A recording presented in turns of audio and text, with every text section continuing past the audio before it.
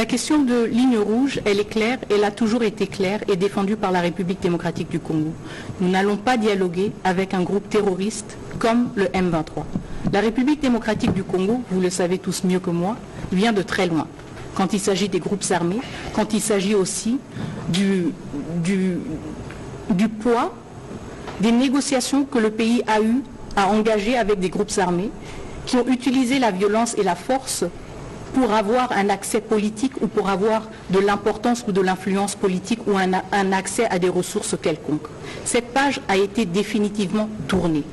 Et c'est pour cela que pour nous, il est inacceptable. Et je ne pense pas que la République démocratique du Congo soit une exception mondiale quand nous disons qu'il est inacceptable de négocier directement avec un groupe armé qui bombarde des camps de déplacés, qui tue et qui massacre des civils, qui viole des femmes, qui pille des ressources naturelles et qui est aussi coupable d'attaques contre des soldats de la paix. Cette ligne rouge, elle n'est pas exceptionnelle. Chaque autre pays qui se respecte et qui respecte sa position en tant que pays membre des Nations Unies n'accepterait jamais de parler avec un groupe armé comme le M23 et de lui donner ce degré de légitimité.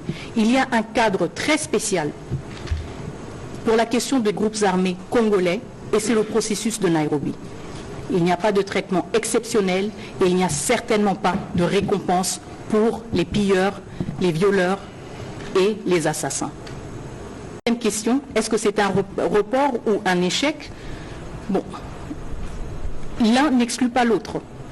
L'échec, en effet, il doit être constaté. Encore une fois, il y a un président qui invite ses homologues, qui invite 2 de ses homologues et un qui ne vient pas, qui ne daigne pas d'honorer cette invitation. C'est un échec. La conséquence, c'est que certains acteurs essayent quand même de rester mobilisés pour la paix et font preuve de patience et de sagesse et disent « nous allons quand même continuer nos efforts ». Et c'est pour cela que nous n'abandonnons pas.